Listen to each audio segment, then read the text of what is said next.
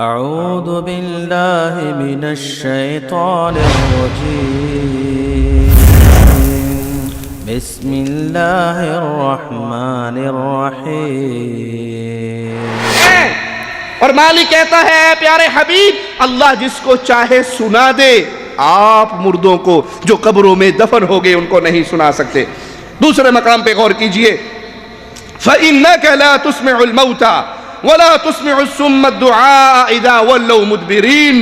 بے شک آپ مردوں کو نہیں سنا سکتے، قرآن کا فیصلہ ہے، بے شک آپ مردوں کو نہیں سنا سکتے اور نہ بہروں کو اپنی آواز سنا سکتے ہیں جب وہ پیٹ پھیر کے واپس چلے جائیں۔ نہ آپ مردوں کو سنا سکتے ہیں نہ بہروں کو سنا سکتے ہیں جب بہرا منہ موڑ کے چلا جائے۔ ایک اور مقام پہ مالک یہی بات ہمیں پھر سمجھاتا ہے، إِنَّكَ لَا تُسْمِعُ الْمَوْتَى وَلَا تُسْمِعُ السُّمَّ الدُّعَاءَ إِذَا وَلَّوْا مُدْبِرِينَ۔ بے شک نہ آپ مردوں کو سنا سکتے نہ بہروں کو اپنی پکار سنا سکتے جب وہ پیٹ پھیر کر روح گرداں ہو جائے۔ سورۃ احقاف آیت نمبر 5 پہ غور کیجئے، وَمَنْ أَضَلُّ مِمَّنْ يَدْعُو مِن دُونِ اللَّهِ مَنْ لَا يَسْتَجِيبُ لَهُ إِلَى يَوْمِ الْقِيَامَةِ وَهُمْ عَنْ دُعَائِهِمْ غَافِلُونَ۔ اس سے بڑھ کر گمراہ اور کون ہوگا جو اللہ کے سوا ایسوں کو پکارتا ہے جو قیامت تک اس کی پکار کو قبول نہیں کر سکتے بلکہ ان کے پکارنے سے محض بے خبر ہے۔ تم ان کو پکار رہے ہو، قبروں پہ کھڑے ہو کے بابا جی سے کہہ رہے ہو بابا جولی بھر دے، بابا مدد کر دے، حضرت یہ کر دو، تم ان کو پکار رہے ہو جو تمہاری پکار سن نہیں سکتے اور وہ غافل ہے۔ قرآن خبر دے رہا ہے وَهُمْ عَنْ دُعَائِهِمْ غَافِلُونَ، ان کی پکار سے بے خبر ہے جو قبروں میں دفن ہو گئے۔ وہ مردوں کی پکار، وہ باہر کھڑے ہونے والوں کی آواز کو نہیں سنتے۔ کوئی کہہ سکتا ہے مفتی جی یہ بتوں کے بارے میں جو آیات نازل ہوتی ہیں نا، یہ وہ آیات ہمارے اولیاء اللہ پہ فٹ کر دیتے ہیں، مگر نہ اولیاء اللہ تو سب کچھ سنتے ہیں، سب کچھ کرتے ہیں، سب کچھ جانتے ہیں۔ اسی اگلی آیت کے اندر مالک یہ مسئلہ بھی حل کر رہا ہے کہ یہاں ماجرا بتوں کا نہیں ہے، اولیاء اللہ کا ہے۔ دلیل اگلی آیت سنیے، وَإِذَا حُشِرَ النَّاسُ كَانُوا لَهُمْ أَعْدَاءً وَكَانُوا بِعِبَادَتِهِمْ كَافِرِينَ۔ وَإِذَا حُشِرَ النَّاسُ، جب قیامت کے دن لوگوں کو اکٹھا کیا جائے گا، اکٹھے کون ہوں گے؟ انسان اور جن۔ بت تو اکٹھے نہیں ہوں گے، بت اکٹھے نہیں ہوں گے، یہ بابے تو اکٹھے ہوں گے، یہ بزرگ تو اکٹھے ہوں گے، یہ حضرت تو اکٹھے ہوں گے، پیر نوری بوری والا آئے گا، کیوں؟ وہ انسان ہے اور اکٹھا انسانوں نے ہونا ہے یا جنات نے ہونا ہے، پتھر تو نہیں آئیں گے، پتھر کے صنم تو نہیں آئیں گے۔ یہ آیت بتوں کے بارے میں نہیں، انسانوں کے بارے میں ہے۔ وَإِذَا حُشِرَ النَّاسُ، جب لوگوں کو اکٹھا کیا جائے گا، كَانُوا لَهُمْ أَعْدَاء، جو اللہ کے سچے ولی ہوں گے وہ ان مریدوں کے دشمن ہو جائیں گے۔ آج تو یہ بابا جی کی قبر کو 60 من عرق گلاب سے دھو رہے، اگر یہ قبر میں دفن ہونے والا سچا ولی ہوا تو 60 من عرق گلاب ضائع کرنے والے کا قیامت کے دن دشمن بن جائے گا۔ اگر بابا حجویری اللہ کے سچے ولی تھے تو ان کی قبر پہ ہونے والا شرک کا دھندا جو چلا رہا ہے، یہ پیر صاحب، یہ بابا صاحب قیامت کے دن ان کے دشمن ہو جائیں گے۔ قرآن خبر دے رہا ہے كَانُوا لَهُمْ أَعْدَاءً وَكَانُوا بِعِبَادَتِهِمْ كَافِرِينَ، یہ جو ان کی قبروں پہ آ کے ان کو پکار رہے، ان کی عبادت کر رہے، ان کے نام کی نظر و نیاز دے رہے، ان کے لیے دیگیں بھی چل رہی، بکرے بھی ذبح ہو رہے، چندے بھی چل رہے۔ چندہ باکس بہت بڑا ہے لوہے کا، بڑا سارا تالا بھی لگا ہے اور اوپر لکھے چندہ اپنے ہاتھ سے چندہ نہیں، نذرانہ اپنے ہاتھ سے ڈالنا، کسی ملنگ کو نہ دینا۔ کیوں؟ پتہ ہے انہیں، محکمہ اوقاف والوں کو پتہ ہے ملنگ لیتے بابا جی کے نام پہ ڈالتے اپنی جیب میں ہے، اس لیے ہر چندہ باکس میں لکھا ہوا ہوتا ہے نذرانہ اپنے ہاتھ سے ڈالنا، کسی کو نہ دینا۔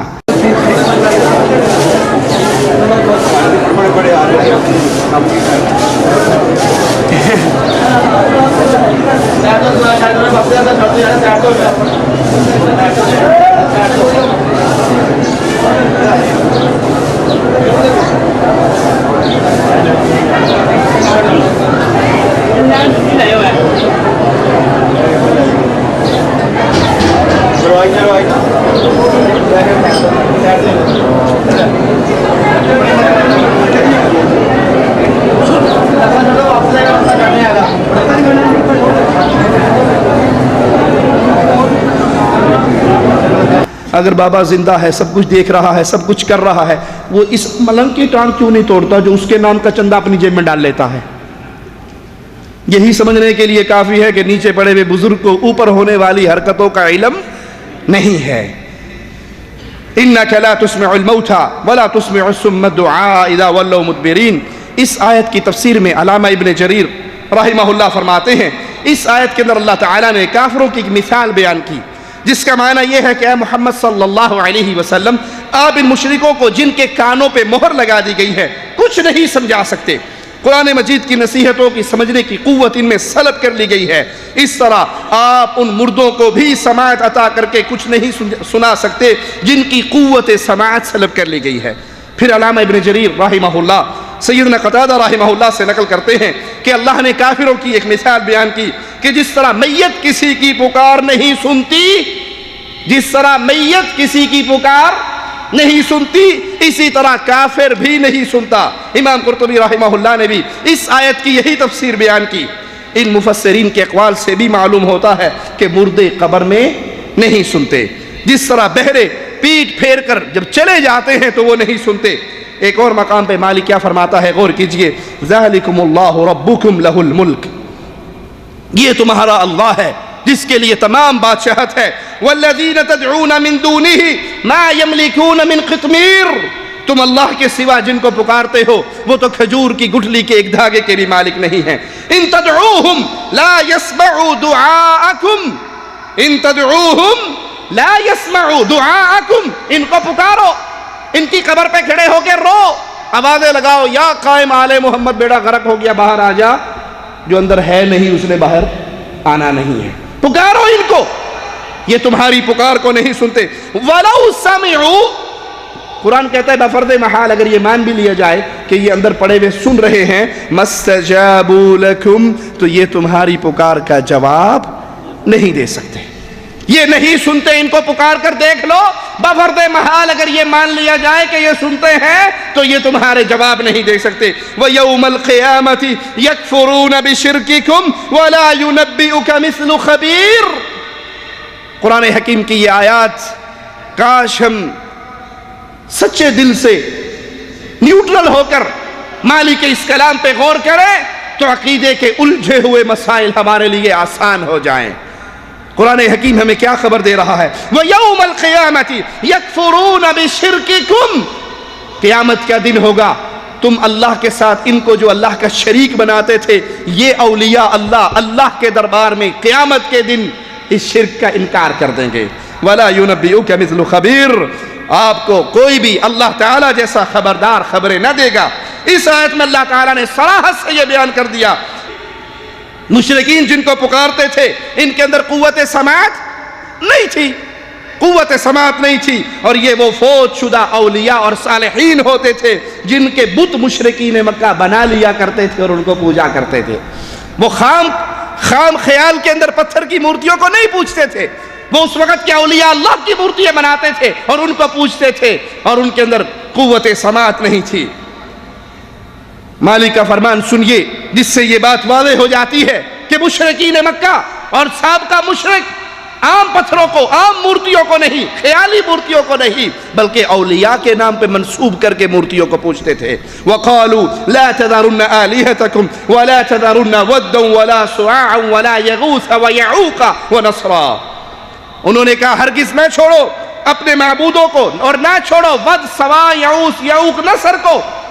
یہ اس وقت کے اولیاء اللہ تھے جن کے نام پہ مورتیاں بنا کر، جن کی طرف پتھر منسوب کر کے ان مورتیوں کی پوجا ہوتی تھی۔ سیدنا عبداللہ ابن عباس رضی اللہ عنہما فرماتے ہیں نوح علیہ السلام کی قوم میں یہ 5 نیک آدمیوں کے نام تھے، جب ان کی وفات ہو گئی تو ان کی قوم کو شیطان نے ورغلایا کہ ان کی مجلسوں میں ان کے مجسمے بنا کر رکھ لو، ان کے نام پر مجسمے تیار کیے گئے۔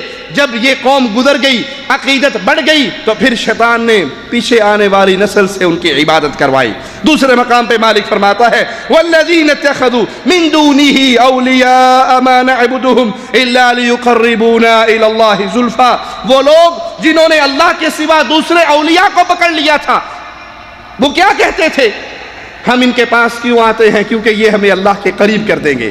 تو کفار مشرکین خام پتھر لے کر اس کو نہیں پوجتے تھے، بلکہ اللہ کے پیاروں کے نام پر مورتیاں بناتے تھے اور ان کی پوجا کرتے تھے، اور مرنے کے بعد ان کے اندر سے قوت سماعت ختم ہو چکی۔ یہ آیت بھی واضح طور پر اس بات کی طرف اشارہ کرتی ہے کہ مشرکین نیک لوگوں کی پوجا کرتے تھے۔ قرآن حکیم سورۃ الفرقان آیت نمبر 17 اور 18 پہ غور کیجئے۔ وَيَوْمَ يَحْشُرُهُمْ وَمَا يَعْبُدُونَ مِن دُونِ اللَّهِ، جب قیامت کے دن ہم ان کو اکٹھا کریں گے اور ان کو بھی جن کو یہ اللہ کے علاوہ پوجتے تھے، تو وہاں پہ پتھر تو نہیں آئیں گے، لکڑی کی مورتیاں تو نہیں آئیں گی، وہاں پر تو اولیاء اللہ، انسان اور جن ہوں گے۔ فَيَقُولُ أَأَنْتُمْ أَضْلَلْتُمْ عِبَادِي هَؤُلَاءِ أَمْ هُمْ ضَلُّوا السَّبِيلَ، تو ان کو بلایا جائے گا، پھر ان سے یہ پوچھا جائے گا کہ جنہیں تم نے ان کو میرے بندوں کو گمراہ کیا یا یہ خود گمراہ تھے؟ تم نے انہیں اپنی عبادت کی دعوت دی یا خود بخود یہ شرک کی وادی کے اندر گر گئے؟ اس آیت میں بھی واضح پیغام ہے کہ اللہ تعالیٰ قیامت کے دن مشرکوں کو اکٹھا کرے گا، اور جن کی مشرک پوجا کرتے تھے ان کو اکٹھا کرے گا، اور مشرک جن کو پوجتے تھے وہ اولیاء اللہ تھے، وہ انبیاء تھے، وہ نیک لوگ تھے جن کی مورتیاں بنائی جاتی تھی۔ وَإِذْ قَالَ اللَّهُ يَا عِيسَى ابْنَ مَرْيَمَ، قرآن حکیم کی یہ آیت بھی آپ کے سامنے یہ مسئلہ واضح کرتی ہے۔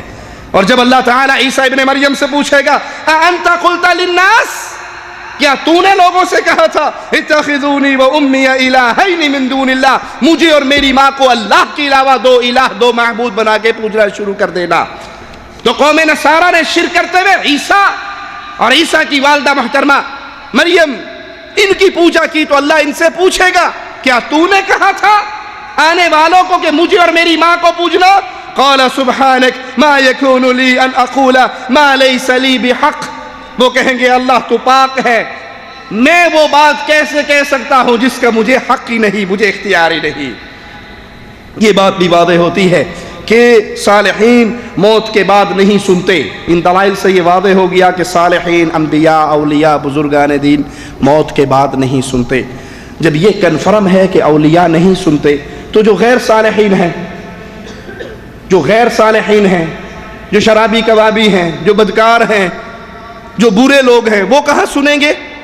جب ان دلائل نے ہمیں یہ سمجھا دیا کہ صالحین، انبیاء، اولیاء وفات کے بعد نہیں سنتے، اس جہاں سے رشتہ کٹ گیا اگلے جہاں میں چلیں گے، نیک اللہ کی جنت میں، جو غیر صالحین ہیں وہ تو بالعلا اس سے یہ ثابت ہوا کہ وہ نہیں سنتے۔ تو یہ دلائل ہمارے سامنے واضح کرتے ہیں۔ كنتم خير أمة أخرجت للناس تأمرون بالمعروف وتنهون عن المنكر وتؤمنون بالله